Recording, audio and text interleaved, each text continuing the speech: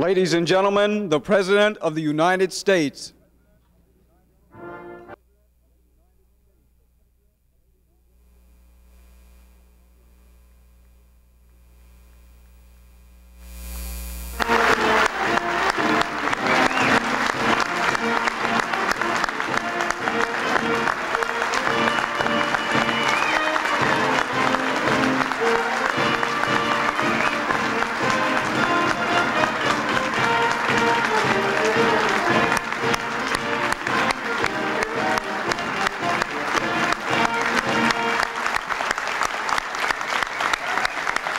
States.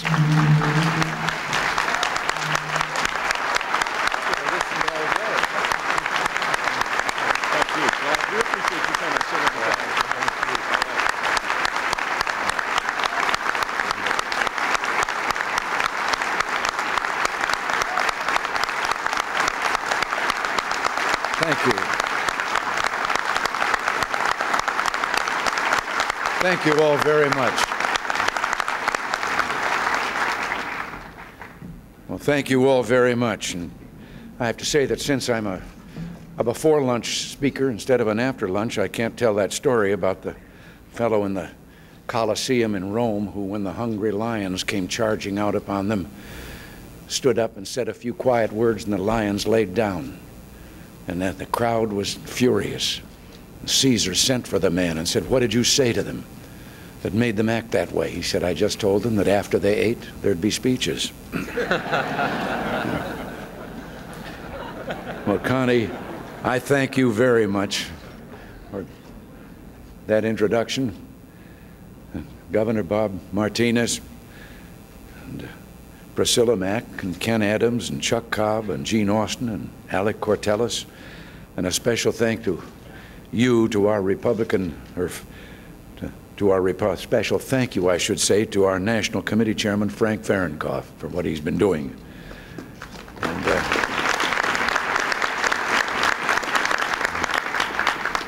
but thank you all very much. You know, I was in Texas last night, and I just happened to say I wanted a glass of orange juice this morning. And imagine my surprise when I woke up in Boca Raton. Seriously, I'm very happy to be here, not only to see all of you, but because, as you know, my term is up in January, and when you're retiring, you come to Boca to look around.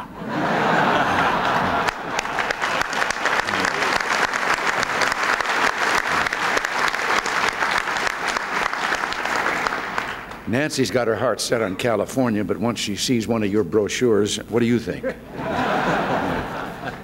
You think you could make some room for us here?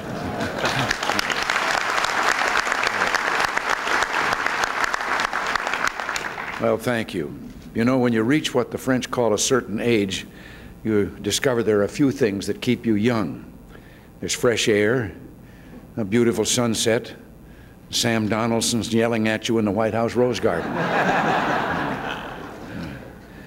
Of course, I can't help but tell you that there are a few signs of advancing years, three particular. One, you tend to forget things, and I can't remember the other two. And one of the things that keeps me young is helping dynamic Republicans who are going to continue the great tradition of our party. You have a great slate of candidates running on the Republican ticket this year. Guys like Jim Smith, Tom Gallagher, and the fellow who's running a tough-as-nails race to become the next representatives from this very district. And he'll make a super congressman, Ken Adams.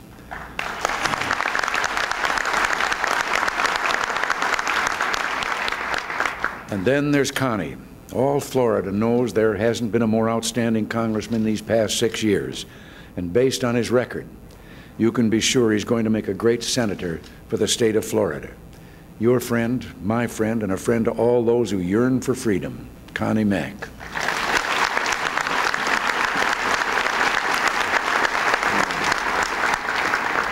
But I want to tell you why I think voting for Ken Adams and Connie Mack is so very important.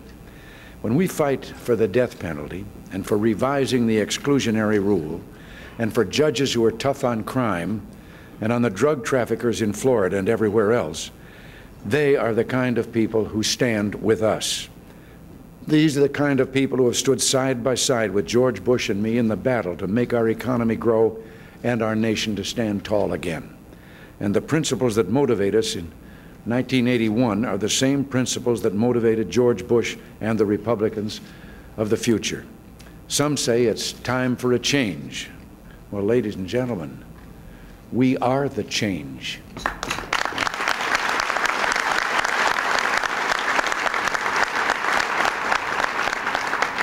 We started almost 8 years ago, and the job now is to continue that change.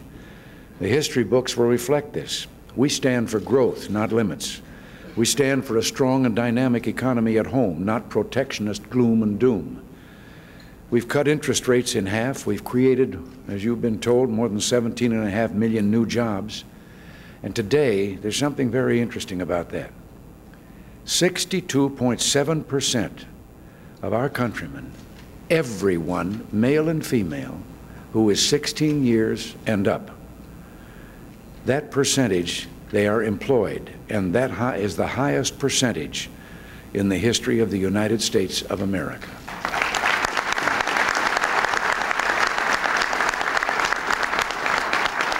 When the history books are written, they'll say they brought America back from the brink. We know the limits of government. We also know its responsibilities, and we fought for them. Yes, when the history books are written, ladies and gentlemen, we are the people of whom it will be said they saved Social Security. We know that it's not enough to be content with the freedoms we enjoy. No, we must expand those freedoms throughout the world. And when the history books are written, we are the people of whom it'll be said, for the first time, they removed the shackles of communist tyranny and brought democracy to a suffering people, the freedom-loving people of Grenada.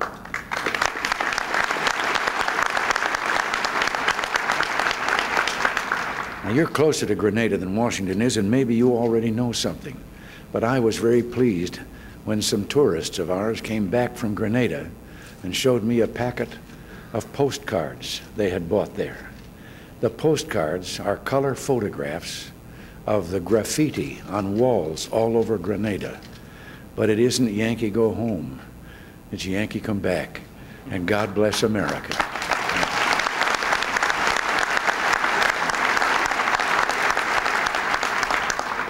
We know that we must not allow a second Cuba to sprout on the mainland of the Americas.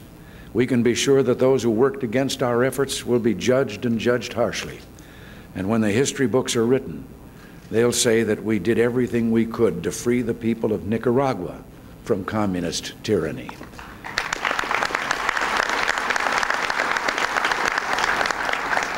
We know the importance of sustaining and expanding upon our unique and special commitment to our closest democratic ally in the Middle East.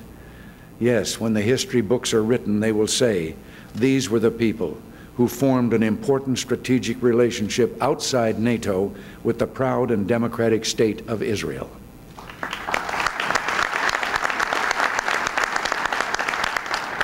We know that the menace of terrorism must be challenged when and where it appears. And the history books will say that on April 14th, 1986, we sent the terrorists in Libya a message. The message was, you can run, but you can't hide.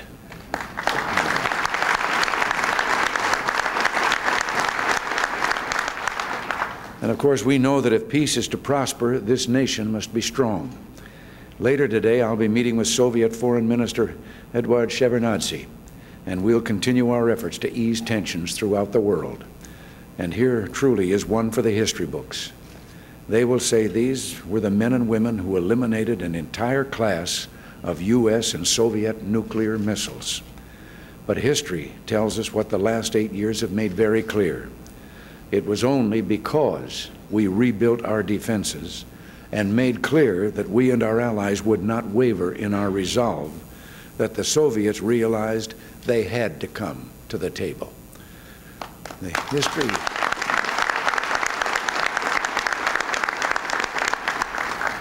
If the history books are honest, they'll say the Soviets did business because they knew we meant business. Before we took office in 1981, the world was reeling from a series of events that seemed to place the free world in jeopardy. In Europe and Asia, Soviet medium-range missiles were threatening the territory of our allies. There was only one way to get the Soviets to pull those missiles out, and that was to deploy some missiles of our own. Now, I told the Soviets that we wouldn't deploy ours if they pulled theirs out. And liberals all over the world said it was a publicity stunt, that I didn't mean it, and that we should accept whatever deal they offered us. Well, I'm not one to say I told you so, so I'll just say, we told you so.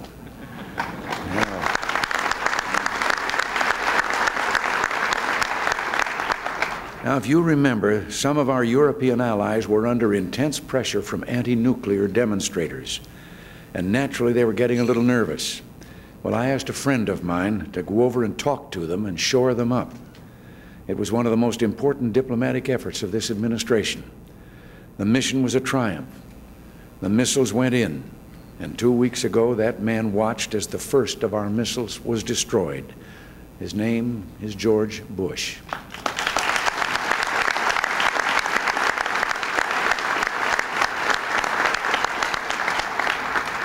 Now, you know, some people have tried to make a federal case out of competence.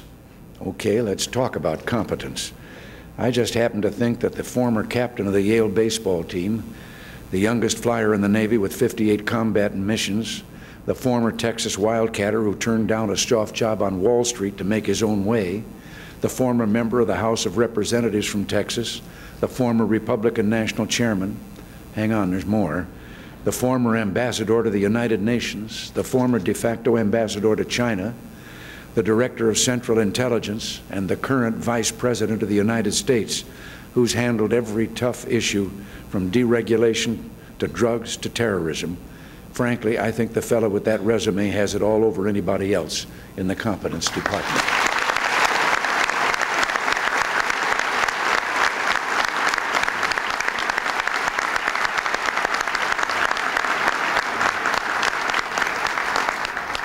The choice this year is between the policies of accommodation and retreat or the policies of America's political mainstream. The great victories of 1980 and 1984 were based on the votes of millions of independents and rank-and-file Democrats who came our way. Their votes, especially those independents and traditional Democrats, that is the key battleground. And here we have an advantage, because on economic, social, and foreign policy issues, those conservative-minded Democrats agree with us. You know, some people, and I've been a little flattered by this, refer to this group as Reagan Democrats. Well, if it's true I have an in with those Democrats, here's what I want to say to them, and what I hope you'll say to them too. You're right to feel uncomfortable about the leadership of the party you and I once pledged loyalty to, because the party of Roosevelt, Truman, and Kennedy has become the party of McGovern, Carter, and Mondale. A party that once stood for the broad interests of America's working men and women has become a party fixated on the narrow agenda of the liberal elites and special interest groups. Yes, I would say to rank-and-file Democrats, a once proud party of hope and affirmation has become dominated by strident liberalism and negativism. The party of yes has become the party of no. No to help for those fighting to keep Central America safe from communism. No to liberating Grenada. No to a negotiating stance that has brought us the first nuclear arms reduction treaty in history. No to the foreign policy of strength and purpose that has told the truth about communism and helped bring the first signs of change to the Soviet Union in 7 decades. And I would also say to those good Democrats here in Florida, in all these ways, the liberal leadership of your party in Washington has been saying no to you. And now it's time for you to start saying no to them.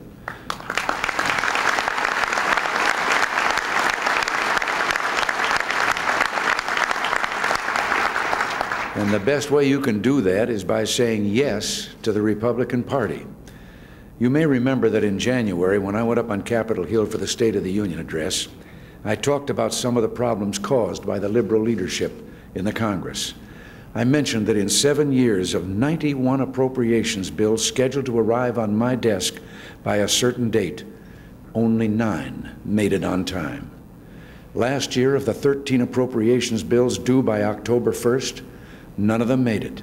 Instead, we had four continuing resolutions lasting 41 days, then 36 days, and 2 days, and 3 days, respectively. And then along came that behemoth, the continuing resolution containing all the appropriations. It was 1,057 pages long, weighed 14 pounds, and was 2 months late.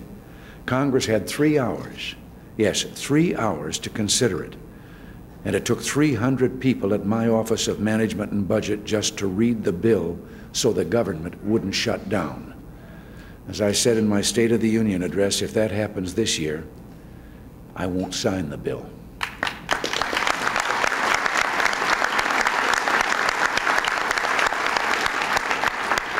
But today, Congress and our administration are working to keep it from happening again. I want to receive, by the beginning of the new fiscal year, October 1st, all the government's appropriation bills, ones that I can sign. Our administration will pull out all the stops on our end to see to it that this happens. I believe there's a good chance all of the government's appropriation bills will reach my desk by October 1st. And if so, it will be the first time the nation's business has been done on time since 1948. The liberals have controlled one or both houses of Congress for 36 of those 40 years since 1948. And my friends, the next president deserves better than this, and so do all the American people. Let's spare him this. In February, to get Contra Aid approved, we only need 5 more votes. To get some of our crucial budget votes passed, we need only a few more votes. My friends, this year I say Florida can do it.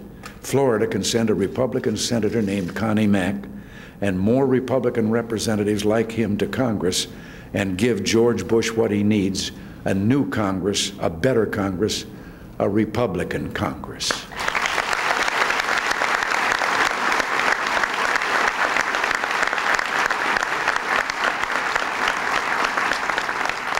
And finally, there is this one last issue. Yes, more important than even all the other crucial matters that I've discussed with you today. When we reach our journey together, or began our journey together, I should say, I wonder how many of us could really have believed then that so many of our fondest hopes and dreams for America could come true. And of all those things that have happened, my fellow Republicans, how many of us could have imagined 8 or even 4 years ago that one day an American president would have an opportunity to stand as I did a few months ago there in the Lenin Hills at a podium at Moscow State University and tell the young people of the Soviet Union about the wonder and glory of human freedom.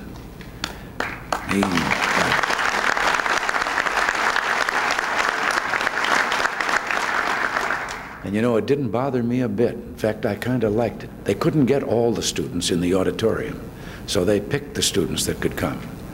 And after it was all over, I found out they had picked all members of the Young Communist League. You know, they heard something about freedom, and you know, the funny thing is, they seemed to react pretty favorably to it.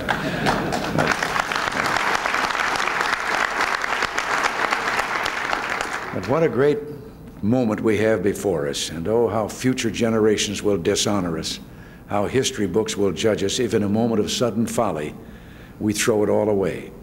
And this is what is now at stake.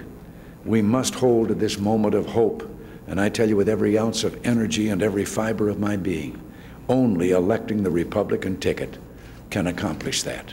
So let's go forth then, you and I, to elect George Bush, to give him Connie Mack in the United States Senate and Ken Adams in the House, to tell the American people what's really at stake, the fate of generations to come, the hopes of peace and freedom for our children and grandchildren, for all the children and grandchildren of the world. And I'm going to do something my people are always afraid I'm going to do.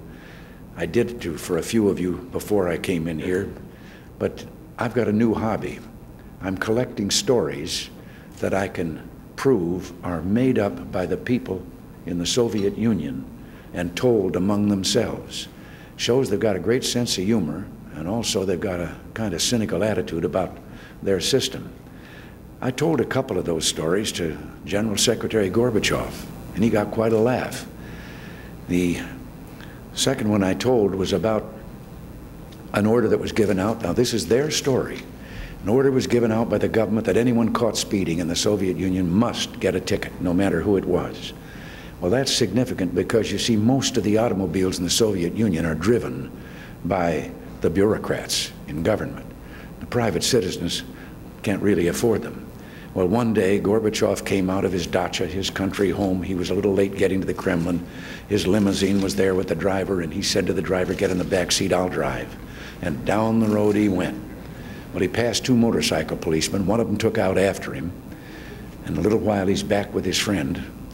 And he said, "Did you give him a ticket?" And he said, "No." Well, he said, "Why not?" "Oh," he said, no, this was too important." Well, he said, "We're supposed to give a ticket to anyone, no matter who it is." "Oh," he said, "no, this one's too important." Well, he said, "Who was it?" He said, "I didn't recognize him, but his driver was Gorbachev."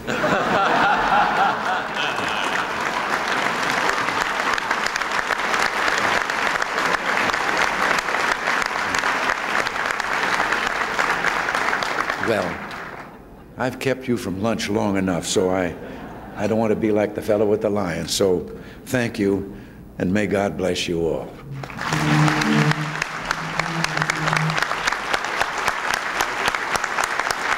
Great job, Mr. President.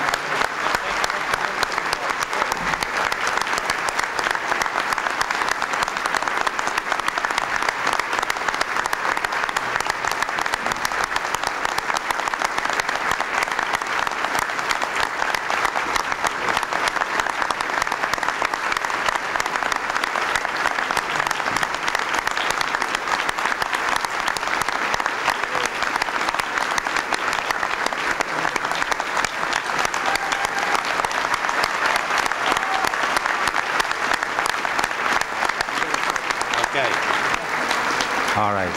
Thank you, Mr. President, for a very inspiring speech. And Mr. President, thank you for honoring us this morning with your attendance. President? Mr. President, recognizing that you're looking at Boca Raton as a possible place to retire, we'd like to present to you what we believe to be a true indication of your great 8 years as President of the United States, and we intend to ride the waves of victory in 1988.